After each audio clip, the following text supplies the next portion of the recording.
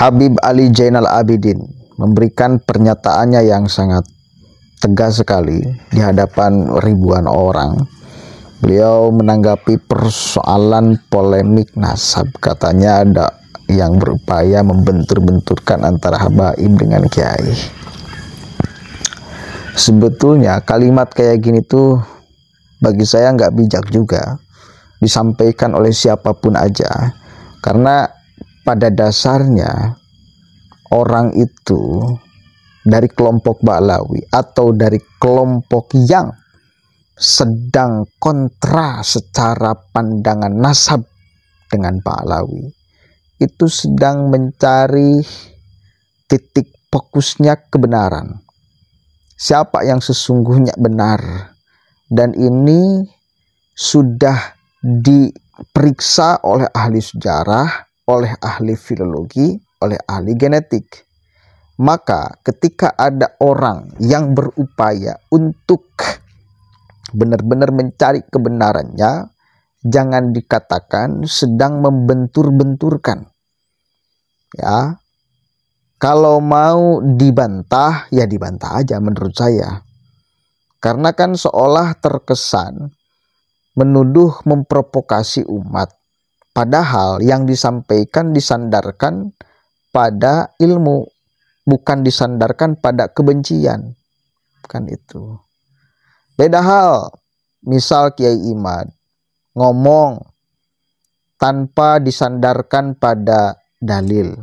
Hanya ngomong goblok-goblok, tolol-tolol, dan lain sebagainya. Itu baru membentur-benturkan, memecah belah yang tidak berdasar. Kan itu ya. Kalau kemudian pada akhirnya umat menjadi pecah, ya wajar. Wong ada dua kelompok yang memang punya pandangan yang berbeda, umat silahkan pilih mau masuk ke barisan yang mana. Kan itu. Wajar, nggak apa-apa pecah. Lalu kemudian pada akhirnya akan terjadi filterisasi. Dan saya yakin satu kali lagi, kebenaran itu pasti akan menemukan jalannya sendiri untuk dianggap sebagai sebuah kebenaran. Siapapun aja yang benar. Mau dari Ba'lawi yang ngeklaim nasabnya nyampe kepada Rasulullah, mau dari Kiai Imad yang meyakini secara hakul yakin bahwa nasab Ba'lawi tidak nyambung kepada baginda Nabi.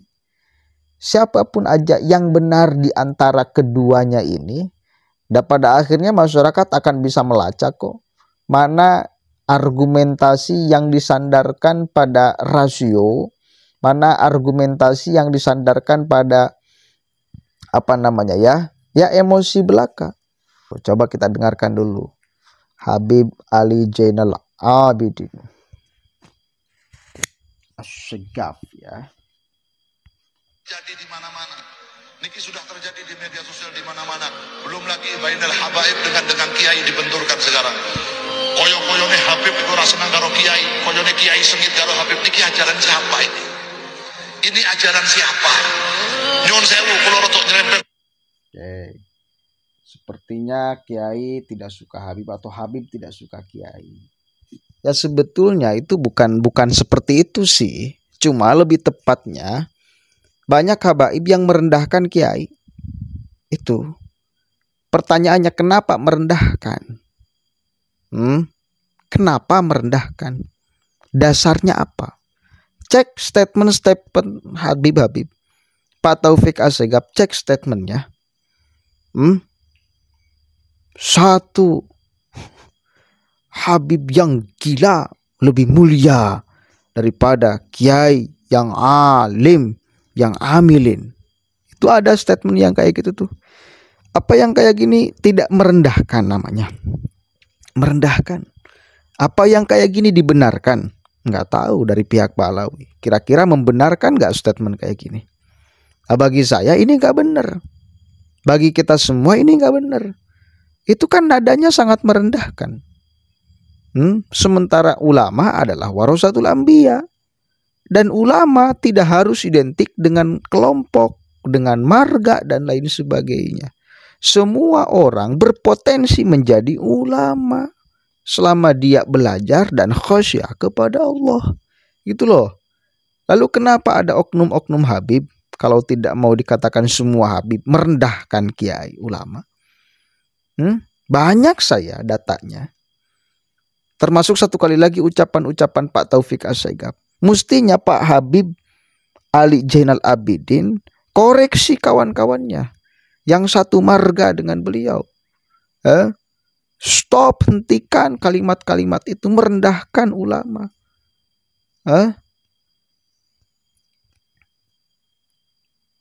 Lanjut nih.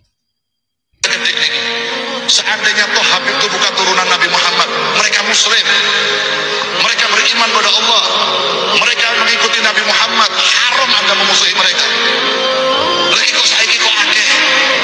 Seandainya Habib itu bukan turunan Nabi, memang nasabnya bukan nyambung pada Nabi Muhammad, mereka muslim, mereka menyembah Allah, mereka mengikuti Nabi Muhammad. Ada apa sekarang disuruh membenci?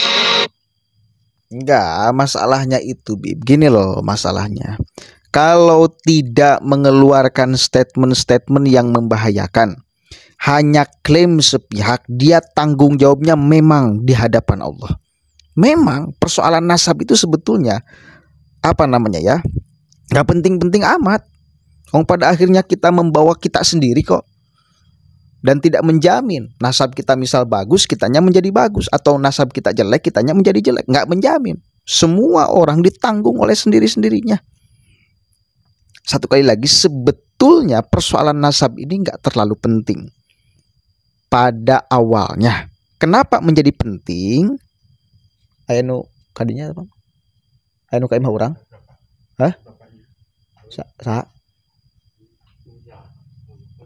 Lain kaimah orang?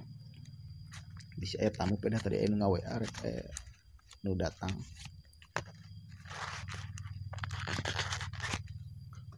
Sampai mana barusan? Sampai salting kayak gini.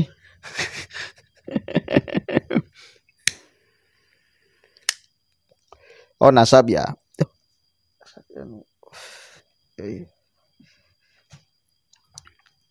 Nggak penting kalau nggak menyesatkan umat statementnya. Nggak penting memang, silakan tanggung jawab di hadapan Allah kebenaran dan ketidakbenarannya. Tapi kalau melegitimasi setiap ucapan Habib adalah kebenaran karena ngeklaim sebagai ahlul bait Nabi yang wa yutahhirukum tathiro, maka ini ceritanya udah beda. Ceritanya udah beda ini. Mesti ada kajian yang secara khusus, benar. Loh, karena sudah kemudian efeknya kepada umat banyak. Kalau efeknya kepada mereka sendiri ya nggak jadi soal. Kepada Habib-Habib yang nggak jadi soal, silakan aja pertanggungjawabkan masing-masing di hadapan Allah benar dan tidaknya. Karena nyangkut kepada umat, statement-statementnya mau memprovokasi, mau apapun aja seolah dianggap kebenaran karena cucu Nabi dan mendapatkan stempel itu hirukum tathiro, maka ini mesti diluruskan. Begitu loh Bib maksudnya. Ya. Antum juga mesti bijak. Ya, warah, atau bahasa warah itu bahasa Indonesianya ya. Nasihati teman-teman antum. antum. Nasihati teman Anda, Pak Habib Ali Zainal Abidin, agar jangan sampai mengeluarkan statement-statement yang merendahkan, yang seolah di dalam kasta keimanan berbeda, kasta agama berbeda, dan lain sebagainya. Begitu loh. Coba kita lanjut. Apa urusannya nasab karo ilmu? Kalau memang toh nasabnya tidak nyambung, selama mereka beriman pada Allah, selama mereka orang alim, ikuti. Ya benar, apa urusannya, apa masalahnya nasab karo ilmu? Iya memang. Kita juga beranggapan kayak gitu kok Bib. Kalau ada orang yang alim dari siapapun aja, kita muliakan, kita ikuti, kita hormati, kita cintai. Lah masalahnya ada dari kelompok Kakang Habib Ali Zainal Abidin yang mengatakan bahwa satu Habib yang bodoh itu lebih mulia daripada 70 kiai yang alim. Bahkan ada yang lebih ekstrim, satu Habib yang gila itu lebih mulia daripada kiai yang alim yang amilin. Lah itu masalahnya loh. Kalimat-kalimat seperti ini nggak bisa dibiarkan dan nggak bisa dibenarkan. Ngerti ya? Jadi koreksi dulu teman-teman panjenengan, Bib. Maka nggak bakal ada respons tuh. Ada ya kaitannya. Apa bedanya? Iya, kalau pemahamannya kayak gitu, ya iyalah. Gak jadi siapapun berhak mendapatkan ilmu. Karena orang berpotensi belajar dan mendapatkan ilmu. Masalahnya ada yang ngaku-ngaku. Orang mau bodoh, bejat, biadab, bangsat, mau tetap dihormati, dimuliakan, diikuti. Karena ngaku sebagai cucu Nabi, karena ngaku sebagai Habib yang mendapatkan stempel itu hukum tatir. Di sana masalahnya, Bib. Ya, ada orang bodoh yang pengen diikuti, dimuliakan, dicintai. Ada orang yang kurang ajar secara sikap dan lain sebagainya, yang biadab, yang tetap pengen dimuliakan, dicintai, dihormati karena merasa turunan Nabi dan mendapatkan stempel itu hukum tatir. Di sana, Bib, masalahnya. Supaya paham ini Habib Ali Zainal Abidin ya. Lanjut. Walaupun toh Habib itu turunan Nabi, ini orang bener, orang saya diikuti. Setuju gak? Ini saya di media sosial dibolak balik, dibikin ruwet di media sosial. Nyuwun sewu, saya nggak butuh, jenengan nggak harus, nggak wajib jenengan meyakini Habib itu turunan Nabi. Orang apa-apa, jenengan orang percaya hakmu. Tapi tolong damaikan umat ini. Tapi tolong jangan kau bikin benci umat ini kepada yang lain. Satukan umat ini di barisan Nabi Muhammad SAW. Perkara ngono ki bener apa ora mengko wis mati. Jarine Habib ditutup, jarine saya tetap cucunya Nabi. Jarine tak bisa, itu bukan cucunya Nabi. Wis pengadilan nanti wis mati nek kowe mati ne piye? Ngono wae lah. Nek kowe mati ne husnul khotimah berarti kowe sing bener.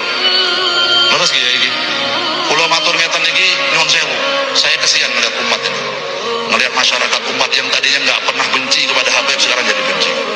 Yang tadinya nggak pernah benci sama kiai sekarang benci kepada kiai.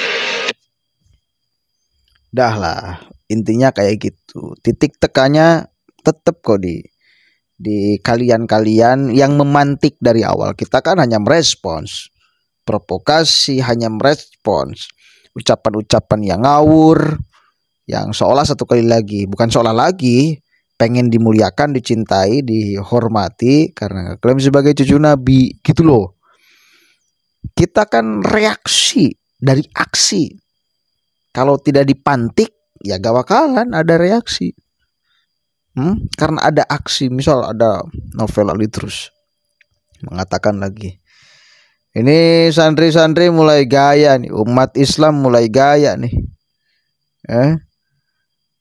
Kalau ada orang Islam, umat Islam yang mulai mengkoreksi Habibnya, yang mulai mengkritik Habibnya, maka sama dengan iblis. Coba, apa nggak berbahaya itu kalimat kayak gitu, Bib? Itu loh. Dari statement-statement yang ngawur kayak gini, kita bereaksi. Lalu kita menaruh curiga. Ketika diteliti, ternyata nggak nyambung. Gitu loh. Kan di sana letaknya. Mudah-mudahan ada manfaatnya dan mudah-mudahan ya Habib juga ngasih tahu kepada Habib-Habib yang lain agar bijak dalam berbicara, stop memprovokasi umat, stop merendahkan yang lain. Kita setara dalam iman, kita setara dalam apapun aja. Begitu. Jangan merasa lebih mulia gitu loh. Kenapa saya mengatakan merasa lebih mulia? Karena statement-statement mereka banyak bertebaran, pengen dimuliakan, dicintai, dihormati meskipun goblok. Itu loh. Taufik Asegaf pernah mengatakan, kalau ada ulama yang alim, tetapi misal bertemu dengan Habib, tetap ulama yang alim itu mesti merunduk kepada Habib. Itu Taufik Asegaf itu mengatakan kayak gitu. Apa ini?